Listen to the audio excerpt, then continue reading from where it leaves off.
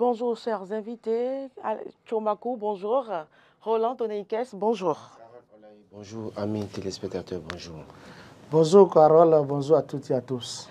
Alors, dernière décision de la Cour constitutionnelle relative au Parlement. Nous entamons cette analyse avec le quotidien La Fraternité, le cours de gueule du parti Les Démocrates. Roland Toneikes. Je crois que j'ai lu à la une de Matin Libre la cour de connivence avec la majorité. Et puis après, j'ai pu lire aussi à la une du quotidien, en tout cas de l'autre quotidien, les démocrates désavouent les dernières décisions de la cour. Et je pense sincèrement que les démocrates se sont fait prendre au piège dans une certaine mesure. Parce que j'estime fondamentalement que dans une certaine mesure, ils devraient en réalité déjà faire le jeu, en tout cas se conformer à cette situation qui se passe du côté de l'Assemblée nationale, plutôt que d'attendre que la Cour vienne prendre une décision et qu'il continue, qu'il condamne cette Cour pour dire que cette Cour est de connivence avec la majorité au Parlement. Je pense sincèrement qu'il fallait faire les choses autrement pour ne pas en arriver là. De toute façon, je crois que j'alertais déjà sur ce plateau pour dire, s'ils ne le font pas, s'ils ne pouvaient pas au poste, que les autres allaient saisir la Cour constitutionnelle et les postes seraient en tout cas attribués aux autres députés de la majorité présidentielle. Donc je crois que parfois, quand on leur parle, qu'ils fassent l'effort de comprendre ce qu'on leur dit. Moi, je ne suis pas politicien, mais j'ai alerté sur ce plateau pour dire attention, ce qu'ils font là, c'est assez dangereux. C'est vrai, c'est tout comme si Atchade Noureni vous répondait en disant « Notre objectif n'est pas la course derrière les postes, mais une justice ». Écoutez, vous voulez justice dans quelle situation, dans quel contexte sommes-nous où vous allez vouloir justice? Depuis 2019, vous avez subi une sorte d'injustice en tant que classe politique de l'opposition.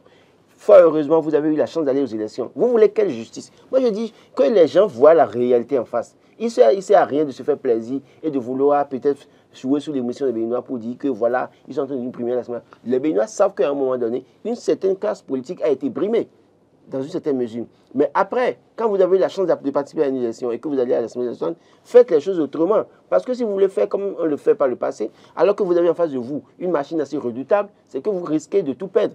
Et les Béninois observent. Parce que qu'on ne le veuille pas, c'est vrai, ils sont minoritaires. Mais les gens trouvent des mécanismes pour les écarter, pour leur confier juste peu de postes. Ce n'est pas encore un problème. Si par exemple, en voulant envoyer les gens à la Cour constitutionnelle, le vice-président de l'Assemblée nationale, qui est un des leurs, n'était même pas informé, et qu'on fait ça, et qu'on envoie les gens à la Cour constitutionnelle, et qu'aujourd'hui, vous voyez tout ça, et vous voulez maintenant que cette Cour vous donne raison. Je ne dis pas que la Cour va tout de go leur donner, dire qu'ils ont tort, mais dans une certaine mesure, quand on a en face une situation, on s'adapte à la situation. Il y a ce qu'on appelle en fait cette capacité d'adaptation à toute situation pour évoluer, plutôt que de rester là, à se morfondre tout le temps et à venir à attirer peut-être la compassion des Béninois sur la situation. Les Béninois savent ce qui se passe. Ils n'ont rien à apprendre aux Béninois par rapport à ce qui se passe depuis 2016. Donc, c'est à eux de s'adapter à la situation maintenant, de faire en sorte que ce qu'on leur donne là, ils se contentent de ça, ils continuent. Ils ont fait tout ça là. Finalement, ils vont pouvoir opposer. Finalement, on dira, les Béninois, vous allez voir, dans quelques jours, les clés du gouvernement vont dire tout ça pour ça. Vous allez voir comment ça va commencer. Parce que quand ils vont pouvoir opposer, les gens vont commencer par se moquer de vous dire tout ça pour ça, vous allez crier. Et finalement, pourquoi vous avez pourvu finalement au poste? Donc je crois que sincèrement, il vaut mieux. Ce n'est pas affaire de on s'accroche au poste. Votre présence joue un rôle capital dans les instances dont on parle. Votre présence fait qu'on ne peut pas s'empêcher de vous informer par rapport à certaines choses. Encore que le poste de secrétaire au niveau des commissions, c'est le secrétaire qui, en fait, est la mémoire dans une certaine mesure de ces commissions. Donc, pourquoi vous voulez refuser ces postes? C'est vrai, je suis d'accord que, oui, on ne peut pas dire que de Gaulle, il doit prendre seulement des postes de secrétaire au niveau de toute la commission. Pour moi, c'est malsain, en fait. Ce n'est pas honnête, ce n'est pas sérieux. Mais, écoutez, adaptez-vous à la situation et continuez le combat. Alain Chomakou, le démocrate qui affiche et qui affiche. Adrien Chomakou, pardon. Notre objectif n'est pas la course derrière les postes, mais une justice. Quelle lecture en faites-vous? Oui, Fraternité a su bien placader en sa manchette cette information. Il faut dire que les démocrates sont dans leur droit de donner une conférence de presse et ou encore au Parlement Le groupe parlementaire Les Démocrates a donné de la voix hier et nous l'avons suivi. C'est vrai, ils sont dans leurs droits, mais ce qu'il faut dire et ce que moi je pense, c'est que les démocrates sont en train de rêver dans un désespoir total. Les démocrates qui savent bien que la Cour n'a fait que dire le droit, qui ont compris finalement que la Cour, en disant le droit, les a chassés, ne doivent pas critiquer la Cour. La Cour constitutionnelle, ces décisions sont sans recours, tout le monde le sait. Mais nous pouvons commenter toutefois cette décision, mais de la sorte, moi je dis non. Les démocrates, j'apprécie leurs déclarations, même si il y a beaucoup à dire, mais ce que je n'ai pas apprécié, c'est un pan de leurs propos où ils disent par exemple qu'ils comptent sur le peuple souverain pour arrêter cette velléité. C'est une citation de leur déclaration. Quelle velléité on veut arrêter? On veut compter sur quel peuple souverain? Moi je dis non. Ne pas appeler à la violence. Qu'il cesse. Le peuple a arrêté ça dans les unes quand même. Écoutez, c'est une manière d'appeler la violence. Non, pas là, maintenant. Non, ne le faites pas. C'est très tôt. Attention, nous c'est sommes très tôt d'appeler le peuple. Nous sommes journalistes. C'est pour ça, moi, je dis qu'ils ne peuvent pas tenir ça. Non. Attends, tu vois, quand ils ont dit ça, ils n'ont pas appelé à la violence. En fait, il y a 1000 manières. Pas à travers les unes en 2026, le peuple peut décider autrement. Ils n'ont jamais appelé à la violence. Je ne souhaite pas qu'ils appellent à la violence. Non, et pour moi, ils sont en train de tenter à appeler la violence. Il ne faut pas qu'on dise que c'est sur le plateau qu'on a dit que les démocrates appellent à la violence. Non, écoutez, je crois qu'il ne faut pas travestir les propos des démocrates. Non, ce n'est qu'une citation. Oui, mais c'est une citation. Ce n'est pas... Est-ce que vous avez mis la citation dans l'esprit de la phrase? Nous comptons... Attendez, si je vous reprends simplement, nous comptons sur le peuple souverain pour arrêter cette velléité. Cela suppose que quoi? Ils continuent le peuple peut-être pour les prochaines élections. C'est simple, ils n'ont pas dit... Que ça soit ainsi. Quand ils disent velléité, c'est par rapport à quoi? Aller chercher peut-être le contexte et l'explication du mot velléité. Donc, moi, je pense qu'on ne va pas dire que les démocrates n'ont jamais appelé à la violence. Voilà, c'est ce que j'allais dire. D'ailleurs même, il y a des situations qui sont produites par le passé déjà. On a pu voir. Même si on a vu des gens faire des casses au niveau de Tchaourou et de Saver pour les élections de 2019 et autres, on ne saurait dire que clairement que c'est membre des démocrates. Vous allez voir, peut-être que oui, on dira que Réki Amadougou est dans une situation de crise, on a dit qu'elle était à la base. Mais au fond, est-ce qu'en 2016, en 2019 et en 2021, c'est Éric Ngoundete qui a appelé à la violence? Est-ce que c'est Boni Yayi qui a appelé à la violence? Non, on saurait le dire. D'ailleurs, même s'ils étaient même coupables, ils seraient aussi en prison ou bien interpellés. Donc je pense qu'on ne va pas traverser leurs propos pour dire qu'ils appellent à la violence. Je vous en prie, nous sommes dans un pays de droit et quand on le dit comme ça, les gens peuvent penser que c'est nous qui alimentons la crise de la tension. Non. Merci Roland, merci Madame Carole. Les démocrates, tout au moins, ont déclaré fortement que la Cour constitutionnelle est de connivence avec les députés de la majorité parlementaire. C'est leur lecture. C'est leur lecture. Mais je pense que cette lecture n'est pas une bonne lecture parce que si nous rappelons que les démocrates ont été acceptés par la Cour constitutionnelle à un moment T pour que la Cour constitutionnelle participe aux élections législatives, je pense qu'en ce moment, les députés de la majorité parlementaire ou ceux de la mouvance présidentielle n'ont jamais déclaré que les démocrates sont de connivence avec la Cour constitutionnelle. Donc, je pense que nous devons savoir raison garder. On doit savoir que la Cour constitutionnelle, elle est unique, même si les gens changent, les institutions demeurent. Que la Cour constitutionnelle demeure la Cour constitutionnelle, que la Cour constitutionnelle ne dit que le droit en matière de constitution. La Cour constitutionnelle se base sur les textes et lois en vigueur pour rendre justice. Je pense qu'en la matière, la décision prononcée par la Cour constitutionnelle respecte aux textes en vigueur. Et vous, Roland Tonnet, vous l'avez dit ici sur ce plateau, que ça ne pouvait en être autrement. Parce que on a suivi de hauts juristes, le juriste OK, par exemple, sur la chaîne de télévision publique, qui avait démontré de A à Z que ce recours des députés de la mouvance devrait aboutir.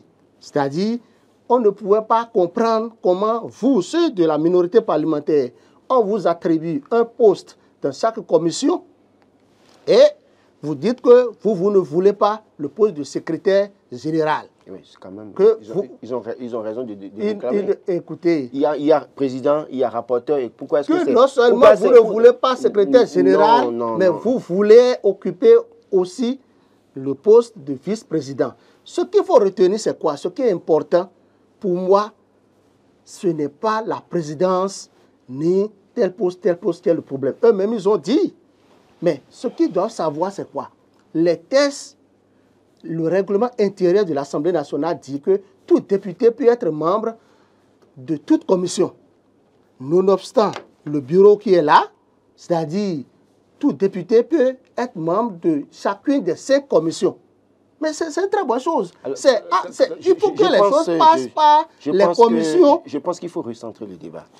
D'abord, non, vous me permettez, parce que je n'ai pratiquement rien dit depuis. Il faut d'abord que les informations viennent d'abord au niveau des commissions, que ça fasse objet de débat avant qu'on amène ça en plénière, avant que ça soit soumis au bureau de l'Assemblée nationale pour que le président de l'Assemblée nationale programme ça à l'ordre du jour.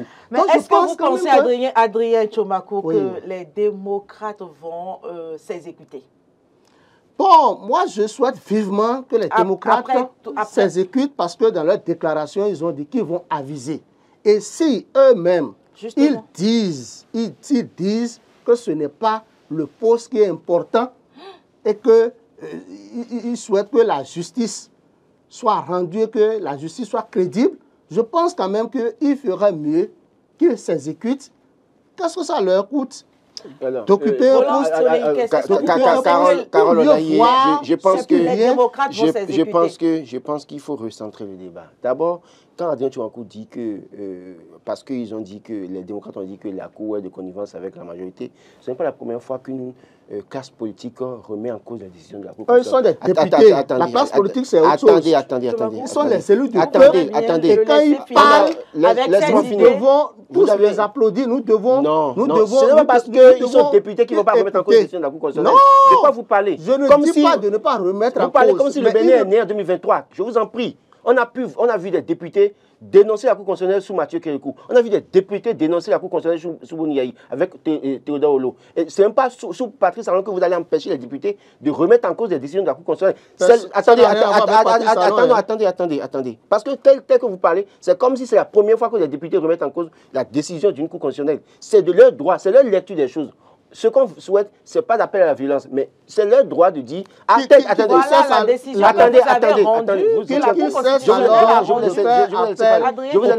Prenez le temps d'écouter. Mais écoutez, ils sont citoyens, ils sont élus, ils peuvent faire appel au peuple quand ils le veulent et comme ils le veulent. Pourvu qu'il n'y ait pas de violence. Non, vous faites une lecture biaisée de la situation. Je suis scandalisé de vous entendre. C'est comme si c'est la première fois que c'est comme si c'est la première fois que les députés remettent en cause, ou bien des acteurs politiques remettent en cause une Cour constitutionnelle. Ce n'est pas la première fois. Ils sont dans leur droit. La seule chose qu'on peut regretter, c'est que, oui, dans une certaine mesure, et eux-mêmes savent, ils connaissent la vérité déjà. Au lieu de s'adapter, ils sont là à faire leur jeu. Moi, je pense que ce qu'ils font là, c'est du simagré. Ils feraient mieux de s'adapter à la situation. Deuxième chose, vous parlez des postes. Comment comprendre qu'il y a président, vice-président, rapporteur, secrétaire et vous, majorité, vous dites que ceux que vous appelez minorité ne vont occuper que le poste de secrétaire. Vous pensez que c'est normal ça? Je dis... C'est frustrant à la limite. Sur la question... ce qu'on appelle la minorité. Sur la question... Ce qu'on te donne, que tu prends. Sur la question, on peut, je dis, et j'insiste là-dessus, ce n'est pas bien de dire qu'ils doivent occuper que les postes secrétaires. Mais au-delà de tout, je dis, adaptez-vous à la situation et continuez. C'est très important. Roland Tonneikes, est-ce que vous pensez que les démocrates vont s'exécuter? Ils ont intérêt à s'exécuter. Autrement, ils vont laisser les postes occupés par les députés de la majorité. Et quelles seraient les conséquences? Mais les conséquences, c'est qu'ils ne seront pas informés des situations. Ils seront à l'Assemblée, on viendra les lois. Ils vont subir tout simplement. Oui, on amènera les lois et tout le monde, puisqu'ils n'ont pas la majorité, les gens vont voter, ils vont continuer. Donc, il est autant mieux pour eux s'exécuter, s'adapter à la situation, occuper les postes de secrétaire pour être au moins informés des lois ou des projets qu'on veut amener, en plénière. C'est très important. Alain Tchomakou, réunion des chefs d'État au Nigeria contre le terrorisme. Talon, Tinubu, Bazoum et Sissoko peaufinent de nouvelles stratégies sécuritaires. Oui, vous savez, l'actuel président de la CEDEAO, le président du Nigeria, Tinubu, hier a échangé avec ces trois chefs d'État, par moment, il y a le ministre du Bénin qui était à leur côté aussi, il y a le directeur de cabinet du ministre, du chef de l'État guinéen. En tout cas, la rencontre s'est tenue hier à Abuja. Ce qu'il faut dire, c'est quoi? C'est que la situation est vraiment préoccupante. Nous avons compris que dans la sous-région, le terrorisme bat son plein. Donc, il faut quand même que ces chefs d'État définissent une nouvelle stratégie de lutte contre le terrorisme. Je pense que les chefs d'État ont réfléchi sur ça. Ils ont aussi échangé, selon les coulisses, ils ont aussi échangé sur le développement de l'économie de la sous-région. Parce que vous savez, Aliko Dangote, dans un passé récent, a été reçu par le chef d'État béninois. Ce n'est pas anodin, vous voulez dire? Et bien avant ça même, Aliko Dangote a annoncé dans son pays que lui souhaite qu'on supprime certains papiers qui vont permettre le développement de l'Afrique. Par exemple, les visas, c'est-à-dire pour quitter un pays africain pour un autre, on exige des visas. Donc, il est quand même souhaitable que ça soit supprimé. Je pense que ces chefs d'État ont réfléchi sur tout ça et au même moment, vous avez constaté qu'ils ont missionné le président Patrice Talon pour aller à la rencontre des présidents, comment on les appelle, ceux-là qui ont pris le pouvoir par la force. Les juntes au pouvoir. Les juntes au pouvoir. Donc, le président béninois sera dans les tout prochains jours au Mali, en Guinée et, comment on appelle, au Burkina Faso. C'est pour aller échanger avec ces juntes, réfléchir sur comment très tôt ces juntes vont organiser les élections dans leur pays pour que on n'assiste plus à ce genre de choses, pour que la paix revienne complètement, que la peur cesse dans ces pays. Donc je pense que c'est une très bonne chose que ces chefs d'État se réunissent. Ce qu'il faut dire, c'est quoi? C'est qu'on a constaté que Patrice Talon est un peu plus coché par le président du Nigeria, le président en exercice de la CEDEAO, puisque avant même cette rencontre, on a constaté que ces chefs d'État étaient au Bénin. Est-ce que c'est ensemble qu'ils ont pris le même vol pour aller à Abuja? Je ne saurais le dire. Mais d'une manière ou d'une autre, on constate que le président Patrice Talon est un peu plus proche du président en exercice de la CEDEAO que les autres présidents. Ça, c'est moi, ma lecture.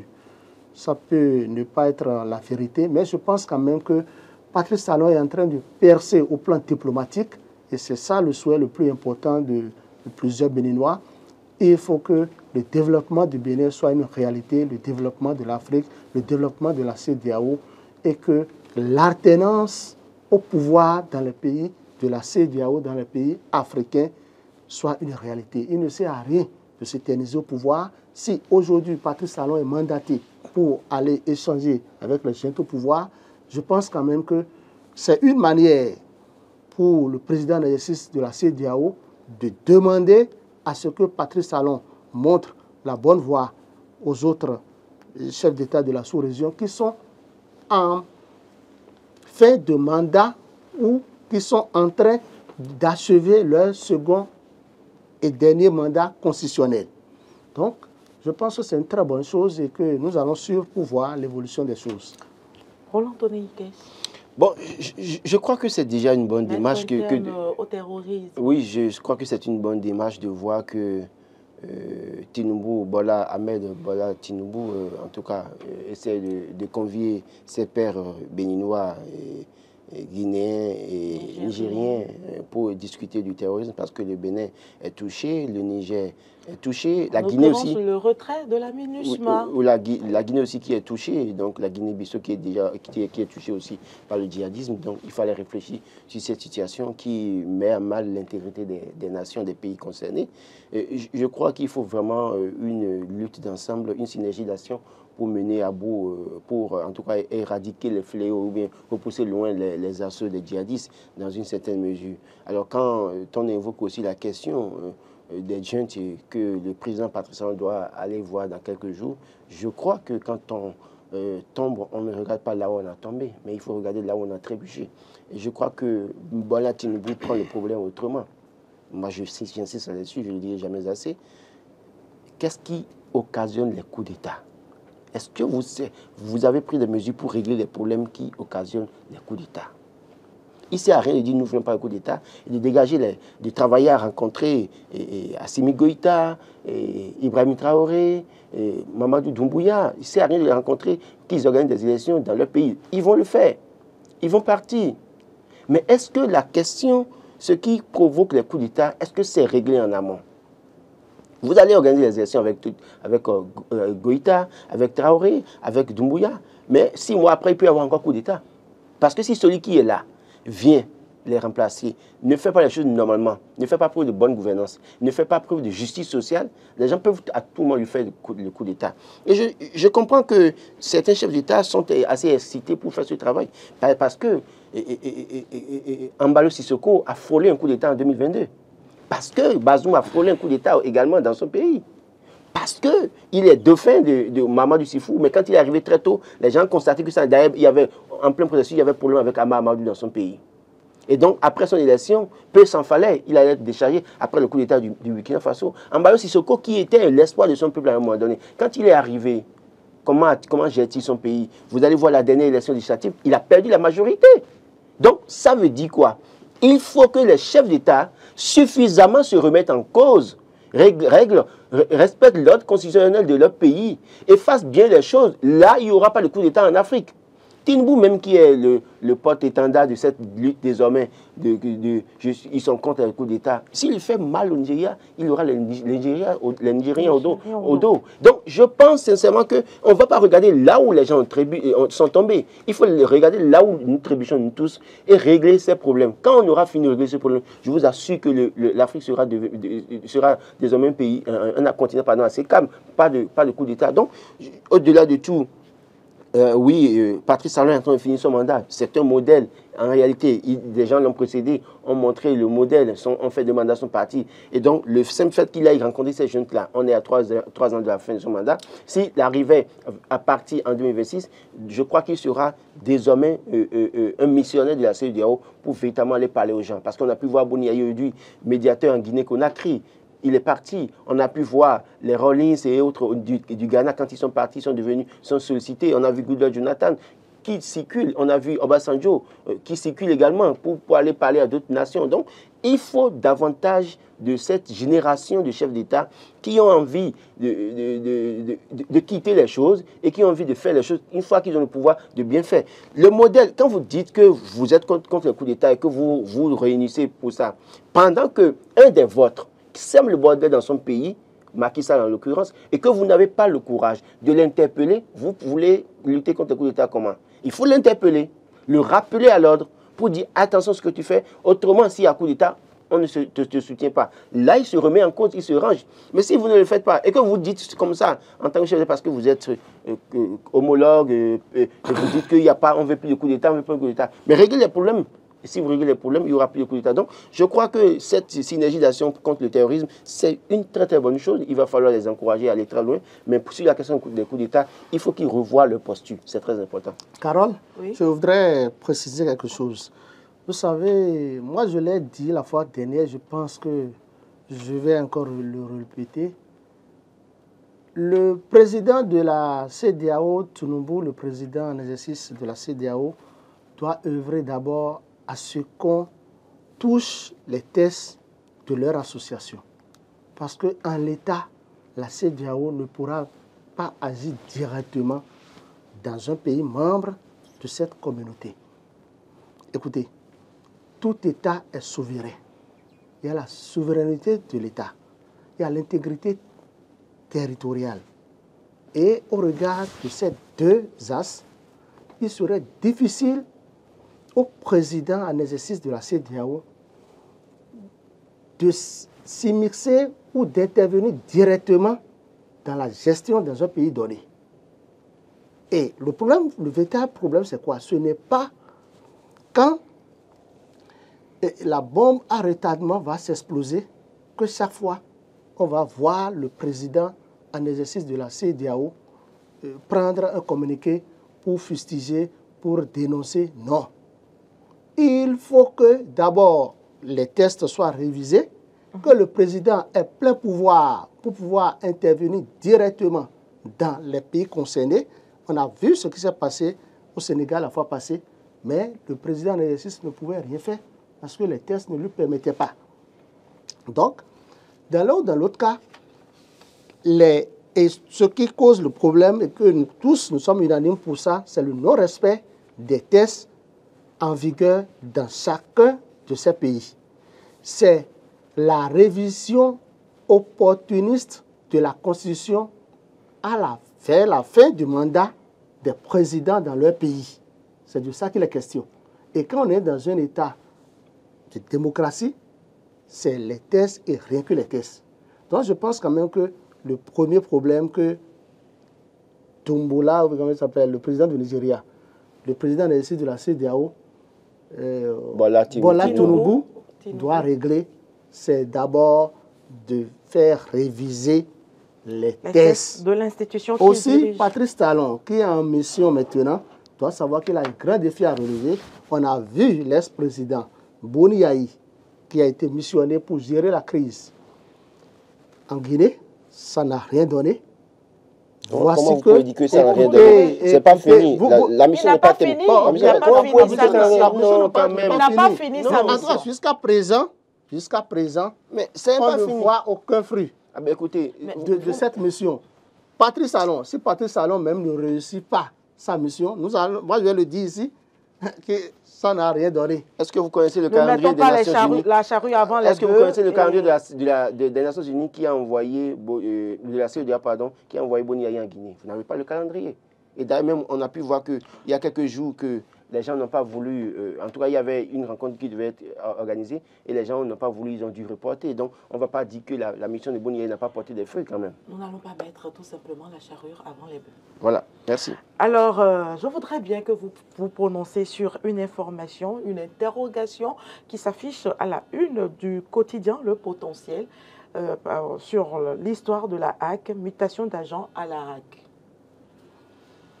Oui, moi, je crois qu'il y avait une situation qui ébranlait la RAC il y a quelques jours, depuis quelques semaines. Et maintenant, quand on en apprend que le DAF a été suspendu, que des cadres ont été mis dehors, d'ailleurs même que un chargé de mission aurait perdu son job, en tout cas.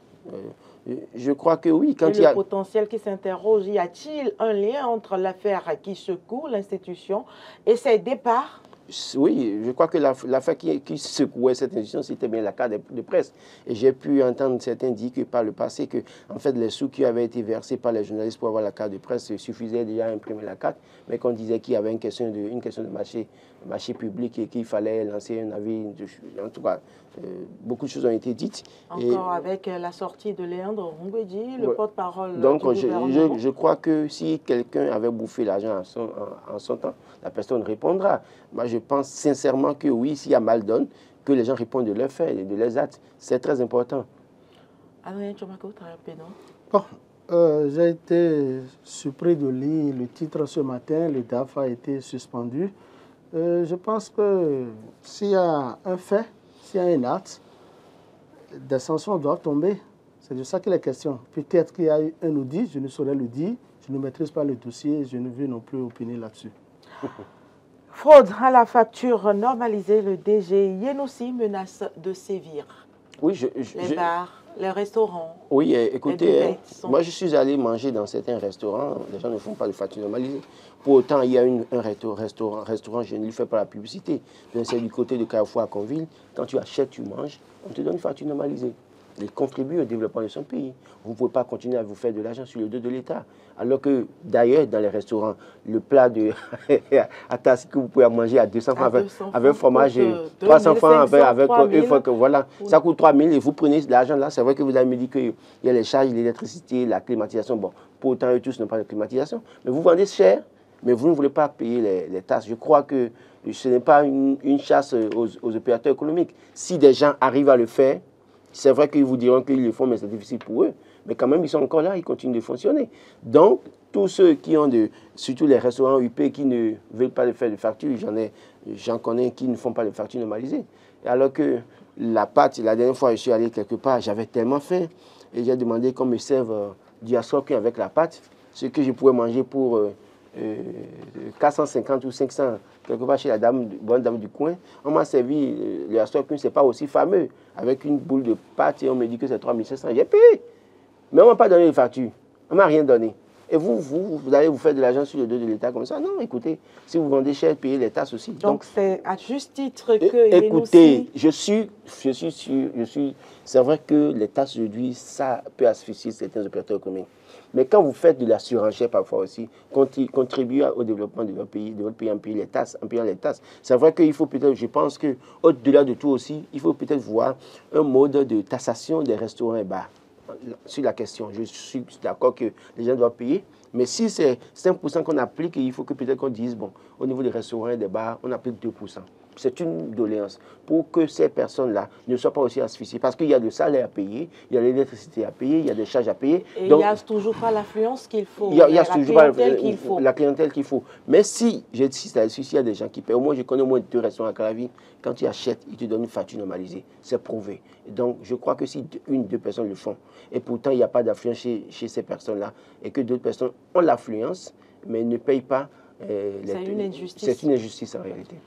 Adrien Tchomakou. Non, moi je ne partage pas totalement l'avis de Roland ni la démarche de Yanoussi. Vous savez, d'abord j'ai suivi Yanoussi un temps où il disait que la vendeuse de tomates... Vous prônez le système du 2 poids 2 mesures? Je n'ai non plus dit ça. La fois passée, je l'ai suivi où le directeur général des impôts disait que la vendeuse de tomates, de piments au marché, dans nos différents marchés, ne sont pas concernés. J'ai été surpris de lire ce matin ce qu'un journal a écrit et vous me demandez. En fait, plusieurs d'ailleurs. Vous savez, il y a quelque chose. C'est vrai que l'impôt est quérable et c'est le service des impôts qui doit aller vers les gens pour pouvoir entrer en possession des impôts. Mais ce qu'il faut savoir, c'est quoi? C'est que les bars, restaurants, moi je ne suis pas pour. On peut parler des hôtels. Si on dit que dans les hôtels, oui, j'accepte. Dans des maquis, je peux aussi accepter. Mais bars, tel que c'est libellé, c'est tout comme si vous soyez quelque part, vous prenez une bière, on va vous donner une facture normalisée. Vous allez d'abord fatiguer le service qui doit s'occuper de ça dans ce bar-restaurant. Regardez combien de personnes doivent venir. Encore que quand c'est la bière dans une buvette ou un bar-restaurant, on peut aller dans un bar-restaurant et prendre seulement une sucrerie ou une bière. 300 ou 600, je ne sais combien on vend, parce que je ne bois pas. Et on va vous donner une facture normalisée de ça. Moi, je pense qu'il vaut mieux réfléchir autrement et trouver un autre système de recouvrement des impôts, des tasses dans des bars-restaurants que d'exiger à ce que les responsables de ces bars-restaurants délivrent des factures normalisées aux clients. C'est fatiguer les agents, les serveurs, les serveuses qui s'occupent des services dans ces bars-restaurants. Pour moi, c'est ça. Merci à vous, Adrien Tchomakou. Merci, Roland Toneike.